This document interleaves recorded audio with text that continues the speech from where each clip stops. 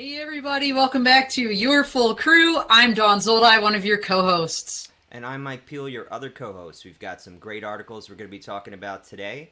Um, first up is the Metaverse, and then we're going to be talking about a new partnership between Zipline and NASA. I'm going to be talking about the apocalyptic tech layoffs that have happened, and we're going to end the show with something a little bit happier, talking about what Waymo's doing at the Phoenix airport.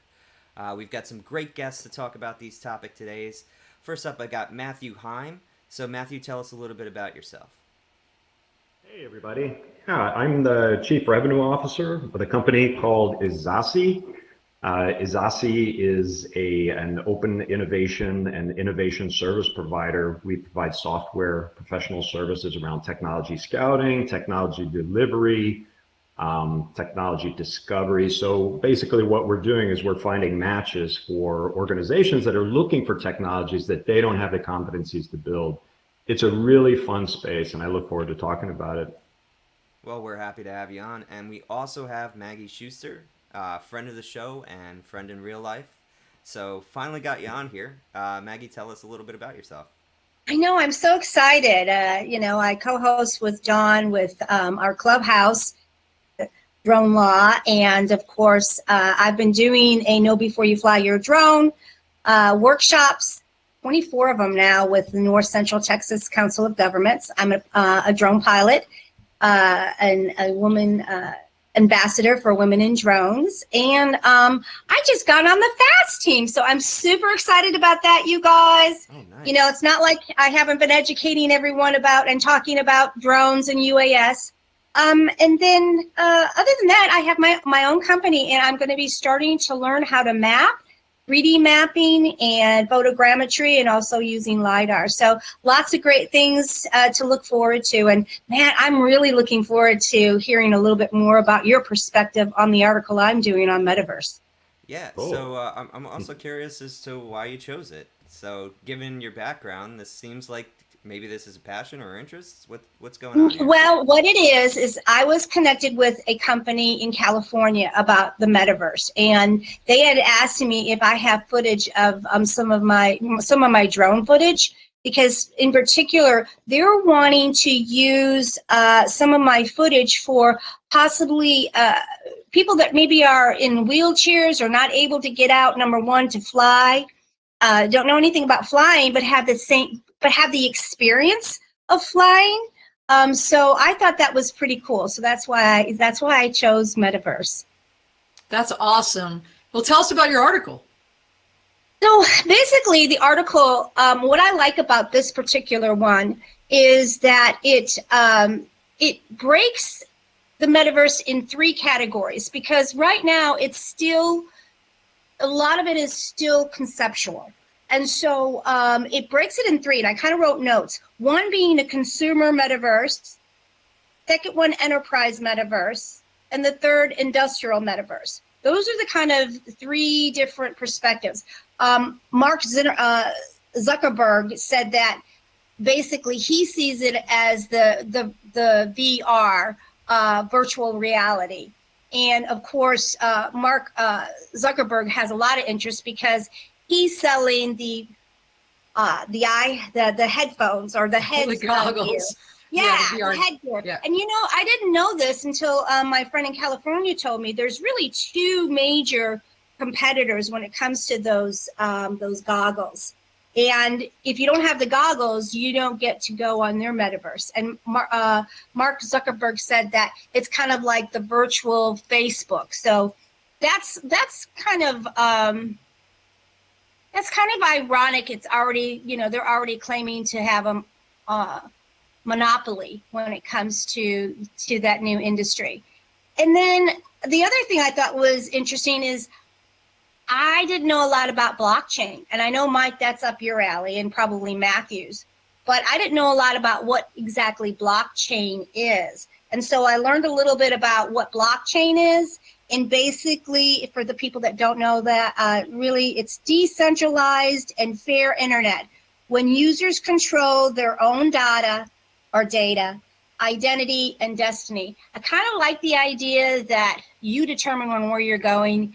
and the algorithms aren't telling you where you need to go. I kind of like that idea, but when it comes down to those three categories, consumer is an example of that is VR experience, like going to the pyramids without going to the pyramids, and being able to see certain things. And what I liked about it is like they had an example in the article where the person's like, I got to go to Egypt and look at the pyramids, and I was actually able to do more than just like, let's say I was there in reality, I was actually there touring it.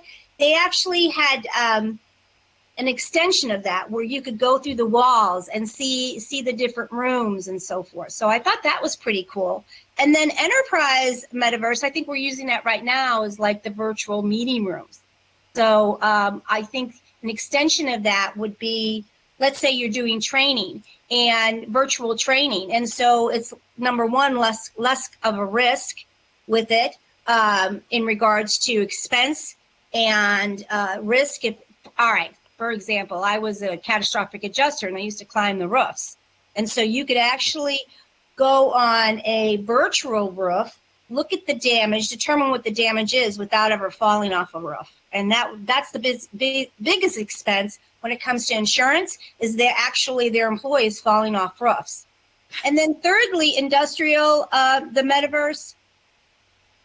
Now I just lost my my notes on the industrial metaverse. But You know what, Well, that's probably like Maggie, digital twinning and Yes. stuff Yes. around basically off-site maintenance. So we've You- seen like Maggie, that. Yeah.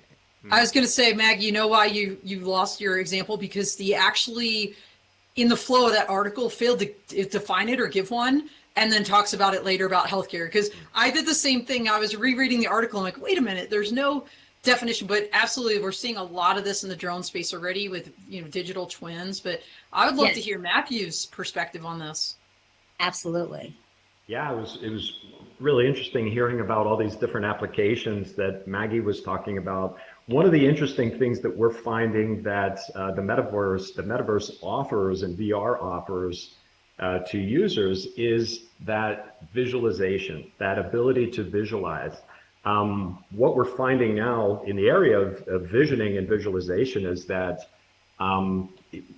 when you do something virtually or go through it visually, whether you close your eyes or you're using VR goggles or something like that, your muscles respond with muscle memory, and it's almost the same as actually doing it.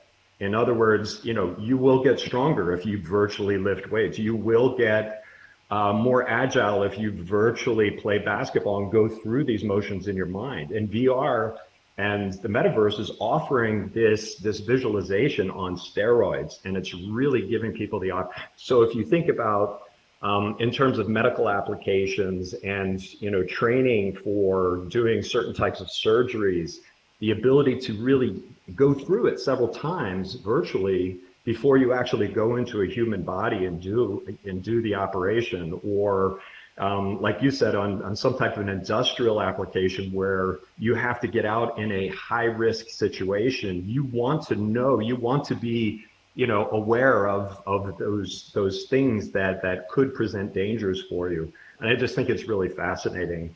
And this is the direction we're really seeing people go, is with that new understanding of how it impacts the actual human body.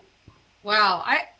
Matthew, I never even thought about that, but it makes a lot of sense, because when you think about athletes as an example, and this idea of visualization, that kind of 10,000 reps concept, and to be able to, let's take it outside of the dirty, dull, dangerous jobs and just take it onto, let's just say, the basketball court or the football field, kind of bringing those X's and O's to physical life before you go out to practice or before a game.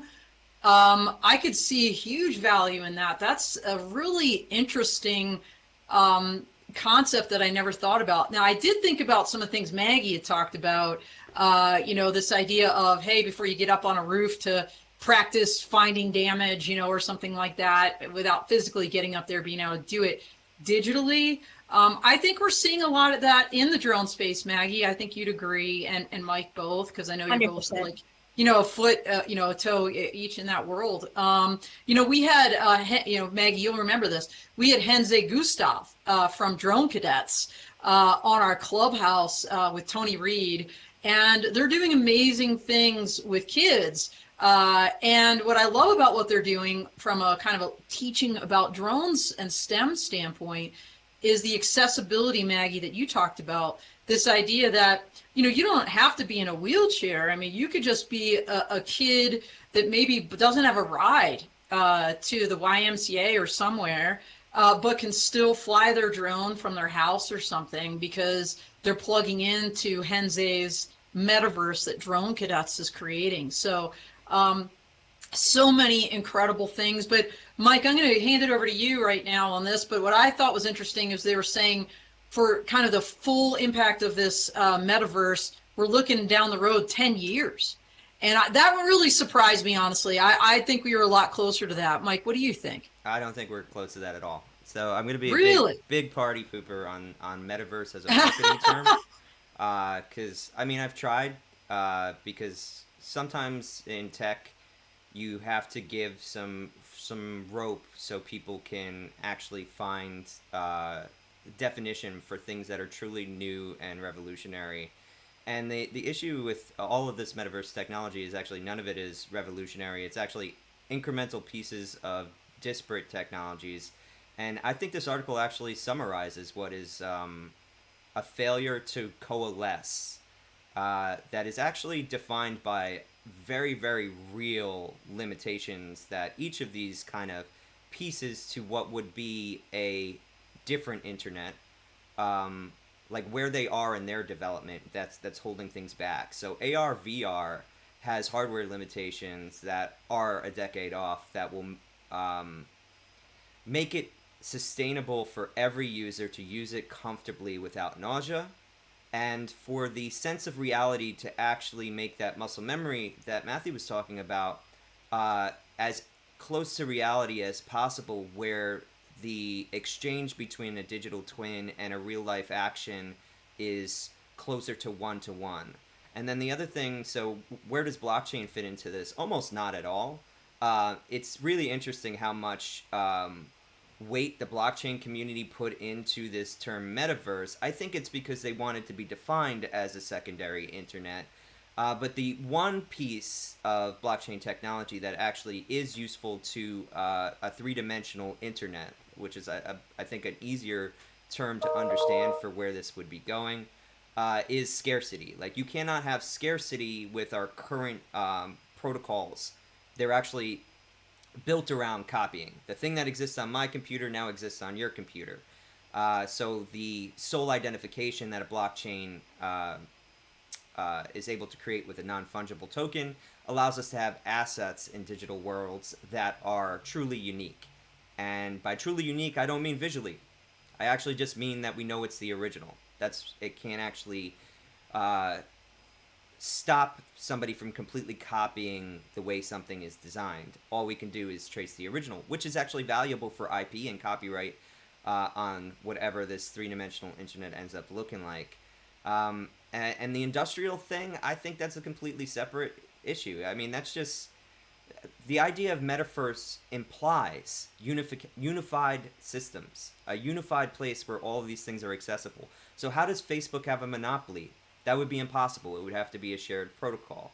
How are there separate metaverses? That's impossible if there is going to be a metaverse. All these things are actually people branding their thing as a metaverse when it's actually just a VR experience, which is fine. That's nice. It's a nice virtual experience, but I think it's more branding than actuality, and I'm looking for protocols that actually do push this forward, because without universal protocols, there will be no three-dimensional internet. We will be kind of stuck in where we are now, and I think the reason we're actually still stuck where we are now has a lot to do with the fact that Google pretty much runs the standards around the internet through force. You know, they are a big company, and when they say this is what we think is healthy for the internet, a lot of people follow, to the point where even Microsoft's browser is based off of Chromium. And even the competitive Brave browser, which is supposed to be set up around blockchain and privacy, uses Chromium as its base. So I think that's kind of where things are. So we got some comments. Olga Aristobal says good morning, and Joel Mariel Garza says this guy is way off base. Is that me? Right. Who's way off base, Joel? I love that. It's funny. Well, it's funny if Joel's saying you, Mike, because this is like, take notes, everybody, because very rarely is Mike like, I'm going to take the contrarian position today. Usually that's me jumping in there. So, sure. But I do defer to Mike's expertise in this. This is his world, and so.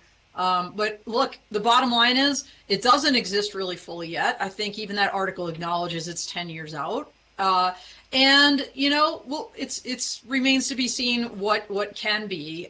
There's a lot of really cool things that can happen, but as a practical matter, how it's going to happen, when it's going to happen, remains to be seen. So I love that there's a little bit of controversy behind it. I love that people in the audience are like throwing down the red card. That's so cool. So keep it coming, everybody. That's what this show is about. So let's maybe a good segue to transition to the next piece. Yeah, absolutely. And this is Matthew. So tell us a little bit about it. Yeah, I chose this article because of several reasons. First of all, I think it's a really interesting topic. Everybody's been talking about the flying car for decades, and it seems to be such a sci-fi topic for so long. And now it's really here. Now it's really, we're working on it, and we're very close to having it actually happen. And to see also the combination of NASA and Zipline, two completely different types of organizations, which really represents a part of that triple helix in innovation that we often talk about, where you have, government, you have industry, and you have the academic side all working together to collaborate to not only work on the technology, but to work on the standardization, to work on the regulatory items that may have to go around that to provide safety. But then there are also some other trends that are occurring right now that, you didn't really think about. And you think about NASA's reason for getting into this. NASA likes to push and pull. They have a lot of really interesting technologies that they've been using for so long that they'd like to push out into the commercial world. But then again, they also like to absorb new and upcoming technologies that they may not be aware of. And this type of collaboration really provides that type of interaction for them. So I think it's really interesting to see, now NASA is really interested in M2N operations, where you have, we're really trying to figure out how we can have as few operators as possible operating as many drones out there as possible. So, so we can bring this to scale in a variety of different ways. So I just thought the article just shed light on what NASA's doing. We do a lot of work with NASA as a company, and I think it's just fascinating. And we could go on and on about what NASA's doing in the drone space, but this was just, I thought, a really good example, a good primer. Yeah, exciting stuff. What do you think, Maggie? I agree with Matthew. I'm part of a NASA initiative for UAS integration, and I love the fact that they're reaching out, monthly in asking the leader of the industries, what their perspective is, and they really are taking it hard.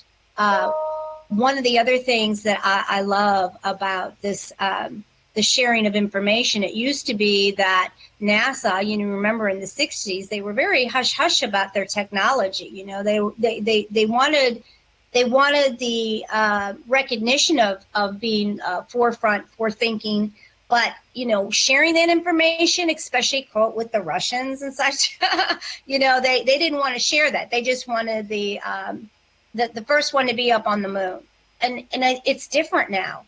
It absolutely is different now that they're open to that, and I think also the FAA is getting more and more where they want to get a feeling for what the general public is thinking, not just our pilots, but in general, what the government's thinking, what the industry's thinking, what the general public is thinking. So I think it is very, as we all believe, networking and gathering information from different perspectives is really the best way to grow and to share that information. I think that nowadays you see a lot of NDR where, oh, we can't talk about this and we can't talk about that. I think it's almost more harmful than it is helpful. So that's my opinion on it. So it was a great article. Thank you for sharing that, Matthew. Thank you. Well, I was going to say I learned something here, Matthew, from this article, because the symbol small m colon big N, yes, I did not know stood for kind of one-to-many operations. Maybe I should have known that.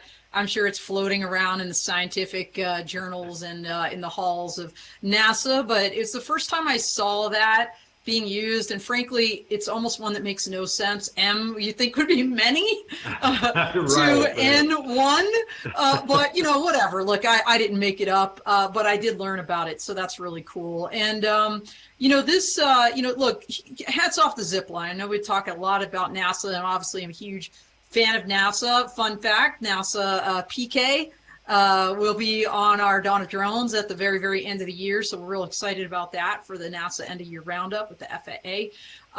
But Zipline, man, I mean, they've been doing incredible things. Everybody heard early on all the stuff they were doing in Africa, and now, Japan, Africa being Ghana, Rwanda in particular, they're doing things in Arkansas, and now with NASA on this one-to-many. And, to Matthew's point, the collaboration that NASA is doing here, it's not really new in this kind of triple helix sense, because they've had the Space Act for a while, and this is under a Space Act agreement, which is almost like an other transaction authority, gives them a lot of leeway to work with a lot of different kinds of organizations, nonprofits, companies, individuals, academics. So really cool that they're leveraging the heck out of that Space Act for drones and for advanced air mobility.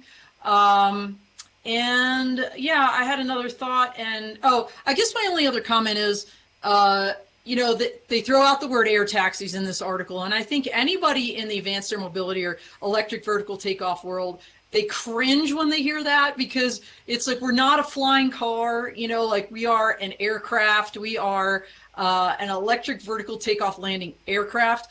And so, I think it's that whole thing with language and what to Maggie's point, in common society, people think flying cars. There's only a handful of people actually making real flying cars. I think Airspeeder is one of them, and they're going to be on this show in a couple of weeks, which is exciting. But we're talking about real aircraft, and when we're talking about having people on them, we just talked about that 10-year timeline with Metaverse. Oh boy, having one pilot flying multiple aircraft with passengers on them. I don't know, Mike, if you'd even say 10 years. I feel like we're beyond the 10-year time frame for one-to-many for what they're referring to as flying taxis. I think we're closer to that with small drones. Maybe even some of the larger drones, but we're not even there yet for that. And, by the way, real quick fun fact, the FAA in their Beyond Visual Line of Sight Aviation Rulemaking Committee report, there's a large portion of that dedicated to this idea of one-to-many. Again, Matthew brought up a great point that to make this scalable, this industry, you need to be able to do that. You can't have 20 pilots each flying their own drone over a cornfield for precision agriculture, right? You need one op center, one or two people in there flying a whole fleet all at the same time. Mike, over to you. All right, so I just want to call out Paul Gentile from the chat saying Cam Flight here. So happy to have Cam Flight and Paul joining us. And also inviting Joel to let me know which guy is off base. But he hung up already, Mike. Yeah, he said, I can't take this mic. But anyway, no, on a happier note, like this is stuff that I'm always happy to see, and this is the type of progress that we need and have needed for years. In terms of what you were talking, horizon for air taxis or anything in the eVTOL space, I actually think it's possible with this technology, if the regulation does move in the right direction, that we could be ahead of driverless cars. For one reason and one reason only, and that's because the third dimension of mobility that you get, it allows you to deconflict faster. So if we are able to get certain things right and get the people in line, this technology actually probably could be more pervasive than even driverless technology on the ground. That being said, not as much money invested in it, also not as much focus. And the regulation is tighter. So that's also why I'm so excited by things like this, because this means there's going to be an understanding on the government side of what can and cannot be done, and that's been the hardest barrier for drone people to break, is basically traditional aviation and many of the people that were employed at the FAA speaking a literal different language, even though they were talking about the same things. So I think any effort like this is only going to bring us forward. Mike, can I point out one other thing? Sure. When we're talking about one pilot to many aircraft, we're not really piloting them then. It's all AI anyway. So that's why we're moving into kind of a wider perspective. It's not like, we're driving 20 cars at one time, really. It's all about, having the AI, having the patterns, avoidance or whatever, so that the sensors can detect avoidance, if something does come, veer off the pattern or whatever like that. So, I just kind of wanted to clarify that, so it's not as scary as a perspective or view as it may seem. So thank you. Yeah, exactly. That's a really... Oh, go Matthew, you're up. Oh, I'm sorry. No, I was just going to say that's a really, really good point, because, when everybody thinks about, the autonomous driving vehicle, they think of drones. They think of the drone or the vehicle itself. But there's a massive effort on the background to really coordinate all the actions and the things that vehicle has to sense when it's out there doing its thing. And I mean, that's the real work. That's the real work, is bringing it all together and piecing it together. So we have the technology, right, Matt? Yep. We have the technology already. It's just a matter of inventing the environment so that it can perform. Yeah, simulating the environment and making sure that we don't have that left turn issue. But the interesting thing about the air versus the roads, the roads are almost unregulated, except for, you have to get a driver's license, you have to understand and obey signals. Up there, because there isn't a lot of activity within that space, except for on landing strips, we could see an acceleration because of the fact that, it's a blank slate right now. There's so much more that we can do with it from a regulatory perspective to accelerate the technology development and the actual realization of that happening in our lifetime. So, but the plans, the seeds have been planted, and I'm just really interested to see how this plays out. That's why the metaverse is so important, because we can practice on the metaverse, and then we can real lifetime when the technology catches up to the environment. Whether or not Mike agrees. Whether or not Mike agrees. Yeah. Hey, Mike, I think you want to take a moment to thank our sponsors here. Yeah, I do. So we've got a new sponsor, Drone Rescue Systems, and we had Andreas Ployer, the CEO, right, yes, live from Austria, by the way. And fantastic kind of career journey. We had him on the Full Tilt last week. Please take a look at that. And then we also got Promo Drone, L-Site, and A-King Gump. We thank our sponsors for supporting this show and helping it grow. But we also thank you, the audience, because you've been helping us grow. So just remember to hit the like button, subscribe, and the notification bell, because the YouTube channel is off the charts now since we started, and it's all because of you. Thank you. All right, so back to Doom Mike. So yeah, you're like Debbie Downer today, my friend. No, I'm back and forth. Like, we'll be happier on the next article. So I'll call that balanced. So tech layoffs latest: Twitter, Lyft, Stripe, and others join the list of companies that are letting people go. So This is kind of a tech reckoning if you really think about it. This is actually the list that the article links to as its source. And if you go on this, you might even notice, Dawn, this is actually just an Airtable. Oh, fun fact. Fun fact. So the I would actually question the list's veracity if it's just somebody putting it into a spreadsheet. But anyway, I think the sign here, when you look at it, is it's everywhere in tech. So I think this is actually just kind of an echo of one of the things we talked about in the earlier episodes of this podcast, way back when we started in, August, is that without free money, 0% Fed rate, the world of tech is going to change. It has to. It has to become more optimized. It has to become more focused. You're no longer going to hear your uncle say, I have an app idea, and then see that app get funded. Remember those days? Yeah. And like you'd say to yourself, who's paying for this? Where's the money coming from? I think those questions are going to kind of disappear a little bit because you're going to have to answer to actual needs if you're going to survive what is basically a once in a lifetime kind of explosion of funding that this sector received.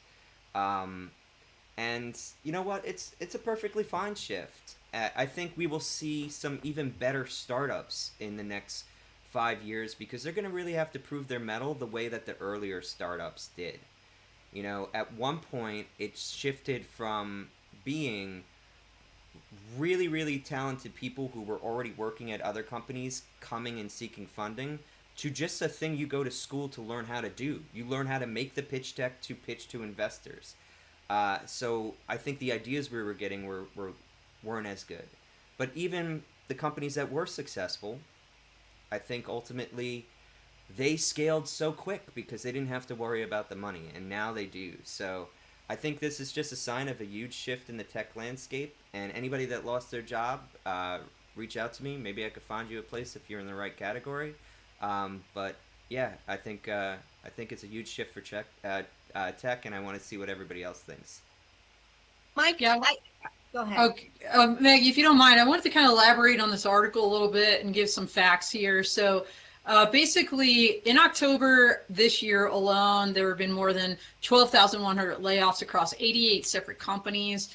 Just 4 days into November, there have already been 3,500 layoffs across 19 companies, and that doesn't include, by the way, Twitter. So I want to take a second and talk about Twitter because we love talking about Elon and what he's doing out there because there's always something to talk about when it comes to Elon Musk. And basically, Elon on Friday laid off about 50% of the Twitter staff. That's about 3,700 people. That wasn't included in that November stat.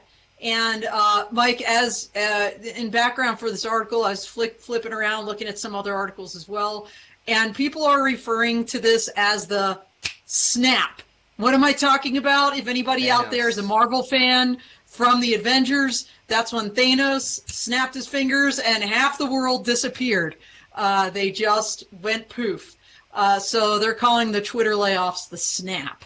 I love that. Although it is horrible at the same time, like Mike said. And, Mike, to your point, I think one thing that intrigues me is, we're not seeing like these little startups necessarily, some of them, but we're talking about Amazon and Apple having hiring freezes on top of this.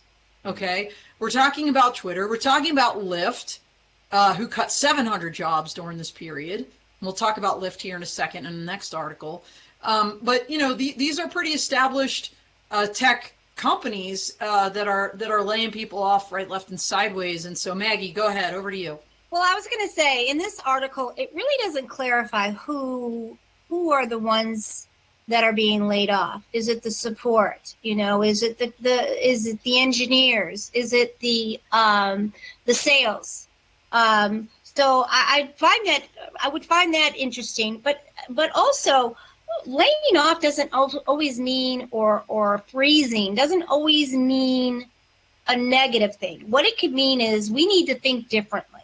And I think that's one of the reasons why Elon Musk, laid off 50, because they're used to doing something a system. And a lot of times when you're hiring new people, you want to, a lot of times you want to hire somebody that's outside of the company because they don't have these preconceived ideas of how the company needs to be run.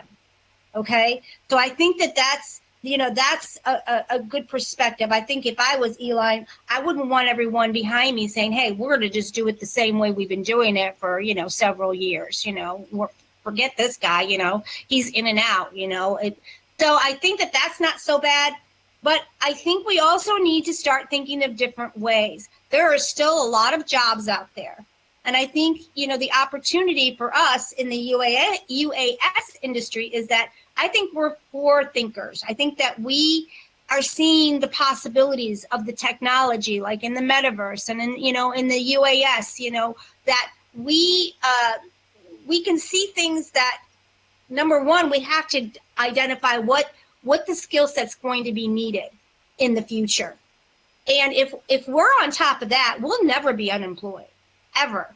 It's just a matter of those ones that are kind of stuck in the past and how they've been doing things they don't want to change. And humans are typically like that. They like pattern, they like consistency over and over again. But again, I think we need to have that snap and say, hey, snap out of it. Things are changing and we need to stay on top of it. So that's my saying. That I'm done. What's your take, Matthew?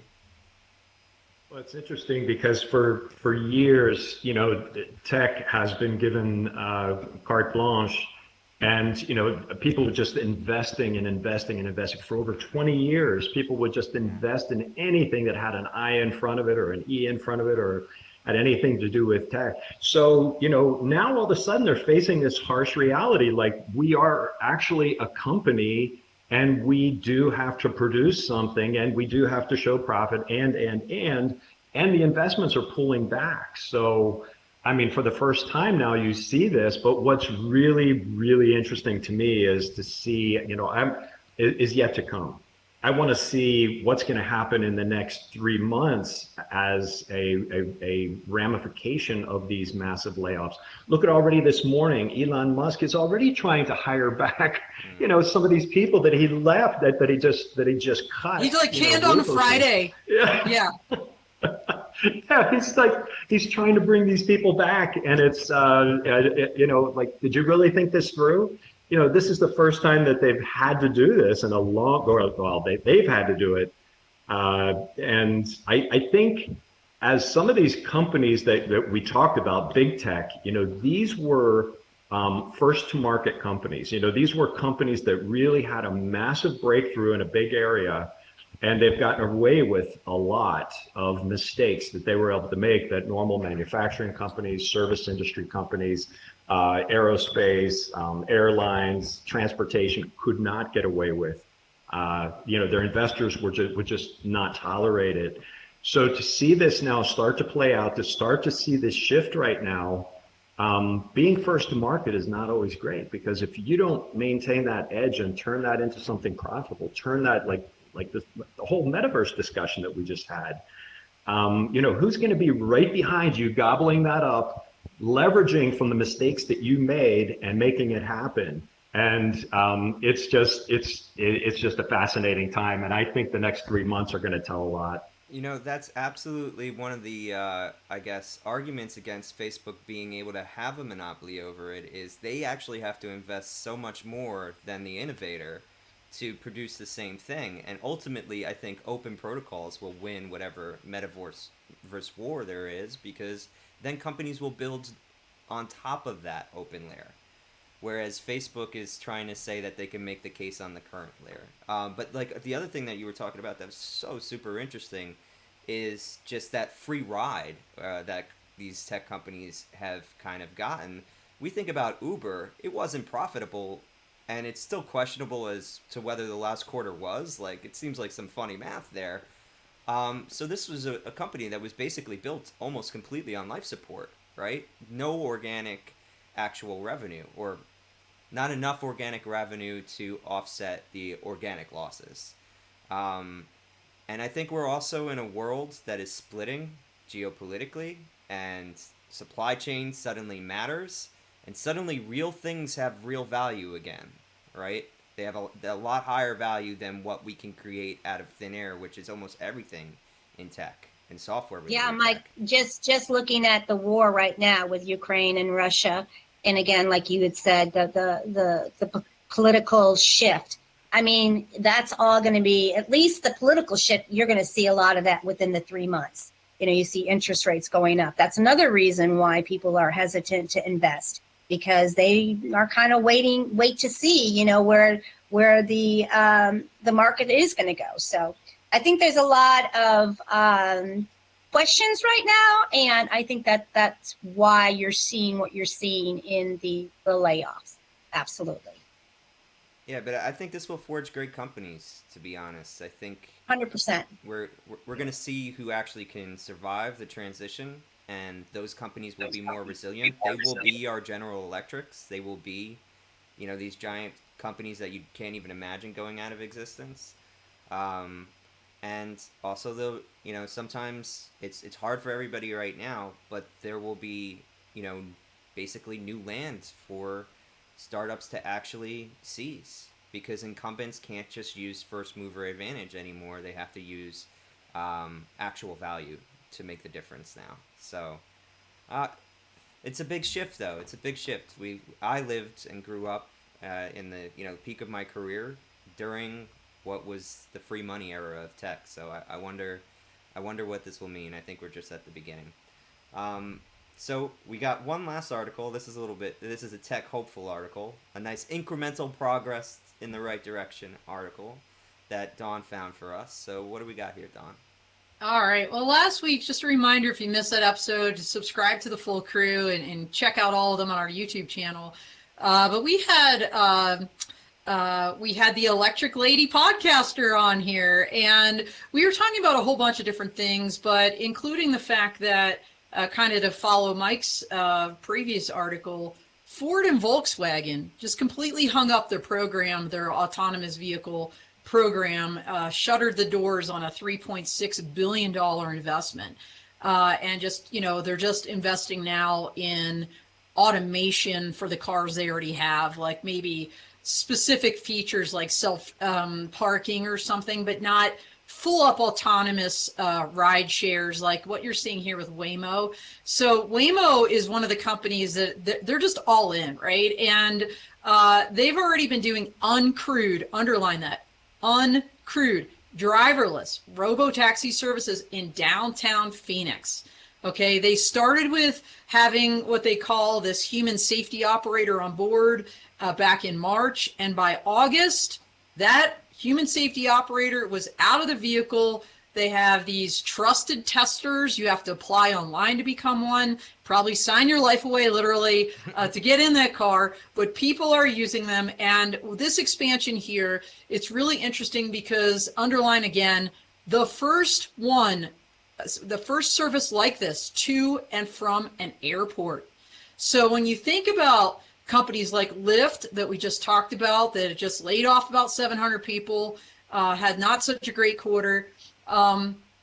You know, this is a big chunk of their total rideshare revenue, right? 10.2% of Lyft's rideshare revenue is to and from an airport. And what's really interesting, two fun facts about this. Number one, no surge pricing, everybody. Amen and hallelujah. I mean, when I was at AUVSI Exponential, we went to a party down at what they used to call downtown Disney. I forget what they call it today. And at 10 o'clock, that place shuts down. So we had left the party a little early. We hired our Uber. It said it was coming for $22. Okay, 10 o'clock hit. All these people started coming. Guess what? Our ride declined, and then to get another ride, it was $75 to get home. Oh my gosh! And I'm telling you, and everybody, like there was like 100 people now at this one little place trying to get a ride. Everybody's paying $75 to $100 to go 2 miles. It was like ridiculous. Brutal. So I love, thank you, Waymo. No surge pricing. Amen and hallelujah. And then the other really cool thing, everybody, they're driving around Jaguar I-Paces, okay? That's the car you're going to be riding in. Like, that just sounds cool to me. Jaguar, hello. So I'm loving what Waymo is doing. And by the way, they have over 700 vehicles in their fleet, and that includes some trucks. They're doing some other things too. But they're also expanding some robo-taxi services to LA here shortly. So really exciting times to see this happening. I'd love to hear your thoughts, Matthew. Yeah, I love the article because, you see a real trend now. What they've done is they've picked very specific routes that would come out of the city or go back to the city from a particular point. So they were able to nail it down. They were able to really work out the technology and what's going to work, what's not going to work on these specific routes. And they probably have predefined routes from certain segments of town. So I think now that we have it, now we have something out there that's really happening in this space, you're going to start to see like you have breakthrough technology. This was a big breakthrough. And then they added they added all the nice features to it. But now you're going to start to see this incremental technology begin to blossom from this. And it's going to get better. It's going to get competitive. And then it's going to get really good. And you're just going to see all these new things, new routes being added to the services. And again, it's just driving that level of competition because there are other people out there, are other companies out there that are just waiting for this to happen, that were just waiting for that green light. And I just think it's really telling. It's a telling article, and it was a great choice. Well, I think that Jaguar looked more like a Prius to me. Okay, I'm just saying. It's the lower end model. I'm just saying, and I didn't quite understand when I was reading the article until the very end. It was saying that you have to sign up, like Dawn said, you have to sign up. You're going to be a pre-signed up customer or passenger. But I was curious about how the routes. I didn't really quite understand. Matt, when you were saying pre-designated routes, are they going to the airport? Or are they leaving the airport, going to their personal homes? I wasn't quite clear on what that said. The other thing I wanted to point out is that Rivian is a company that is competitive with the Tesla right now, and it's in. The reason I'm aware of them is because I'm moving to Illinois, and they have their plant in Bloomington, Illinois. And they manufacture right now mostly trucks. And one of the interesting things is in Texas is they have a truck, an AI truck from IKEA down to the port in Texas. And so they go back and forth. So that's a designated route. But how are they going to do it with, again, passengers that have their personal homes or offices that they want to go to? Did it even clarify on the routes and how they, if it is all automatic and there's not really a, quote, driver, how they're determining the routes or how are they getting to their destination?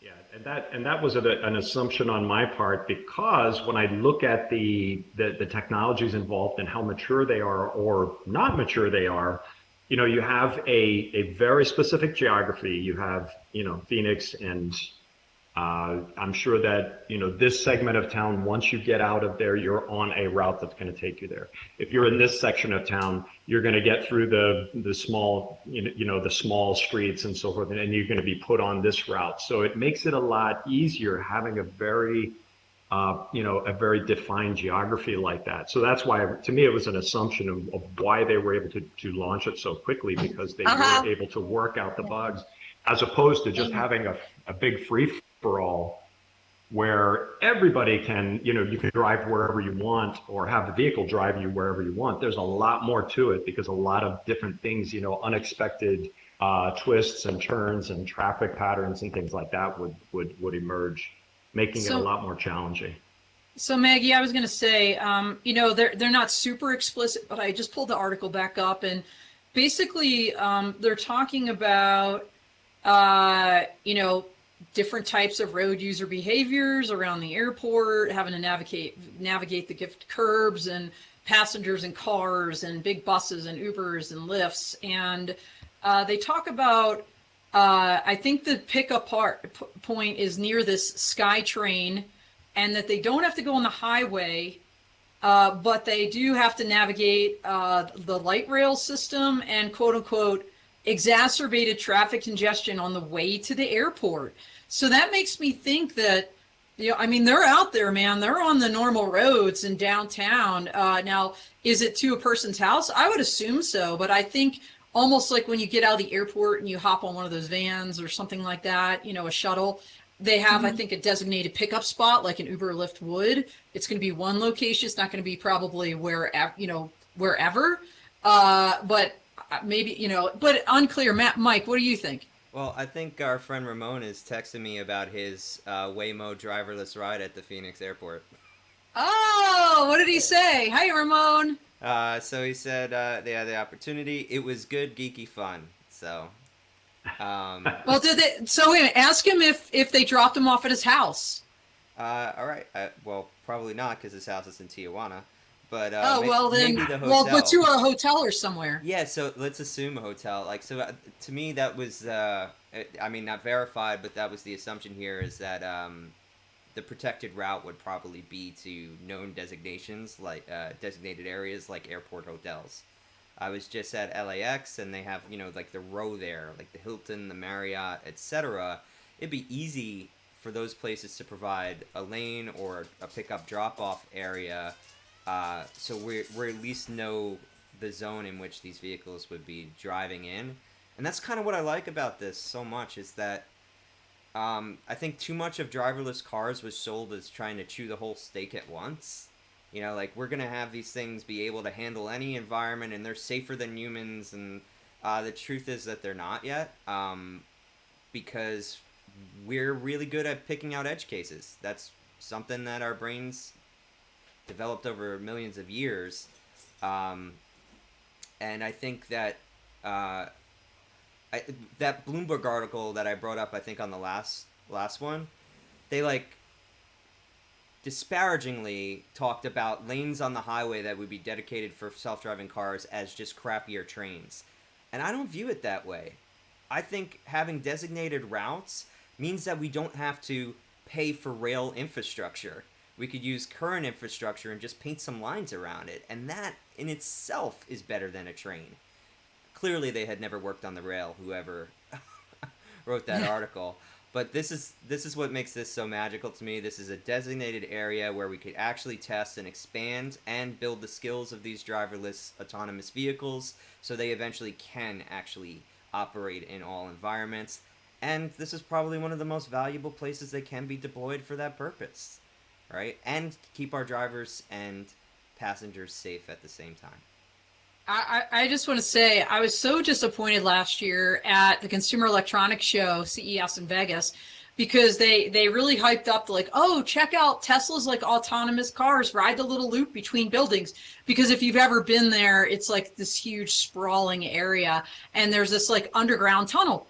Well, we're all excited. We get in, and this, I guess, human, whatever, operator, some dude in the driver's seat, and we're like, why are you here? This is supposed to be fully autonomous. He's like, yeah, and he was basically as far as I could tell, he was driving the car. I don't think he was just sitting there. And I'm like, so I already have my own Tesla, and I'm like, so I'm riding in this tunnel with this guy for what reason right now? But I love that Waymo is actually doing it, and CES, that's a challenge to you. How about we get some real autonomous cars in that tunnel this year? That would be amazing. So we got a comment from Ramon, and we also have one from Rob Cranston from before I got to get to. So Ramon said, I rode a Waymo in Phoenix this year. It works the same way as an Uber. You have to download an app, set the address. The limitation is in a geofence, so a designated area.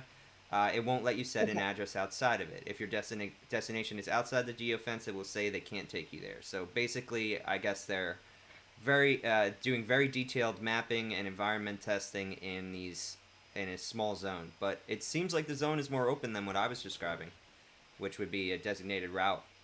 So interesting. That makes a lot of sense because they're still on leaning towards the safe side. And just to comment on Don, in regards to the guy that was sitting there, we had the same 2 years ago in North Texas where there were the smart cars or whatever, but there was somebody sitting there, and they didn't interact or interfere with the car, but they were there just in case. And I think it was more of making the passengers feel safe. Oh, well, okay, if something happens, this person will, interfere and take over the wheel. And technically they are, but really the need for that is very slim, because our sensors are getting more and more sophisticated, where they can sense things even before a human can sense that there's going to be a collision or something like that.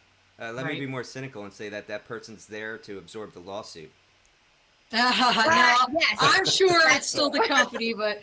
So, Mike, what was Cranston's comment, Rob? So exciting he was talking in terms of the NASA thing. Exciting progress. Our concern is the slow pace within P3's risk adoption and government consortium of buyers. I think SANDAG, don't know what all these acronyms mean. Of RFP, I know what that means.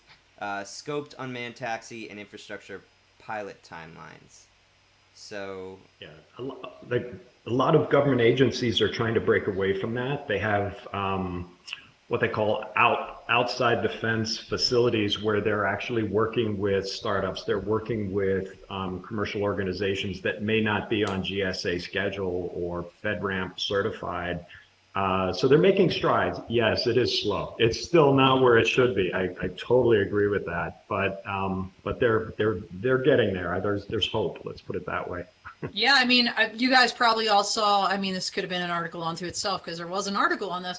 Air Force's AFWERX announced their new Autonomy Prime. Like Agility Prime, which has been focused on the eVTOL. So that's exciting, just more generically autonomy. So I know they were looking for a location to host kind of like a building or something. It was part of that article. I don't know where that's going to be, but I know they have a number of bidders for that. So we'll keep an eye on that as well. Well, it's Air been Force wonderful. Research. I'm sorry. No problem. Go ahead. We're having a great time talking, but we are coming up on time. So, Dawn, can you tell us what's coming up this week? Oh boy, so much happening this week. So Wednesday we have Defense Solutions on the Dawn of Drones. Their CEO Zohar Zalakmi. So check that out when you think about the things that need to protect our skies. Counter UAS is one of those things, and Defend are experts in that. And then on Thursday, Maggie is going to take over for me in Clubhouse completely. Do it at a special time, 9 a.m.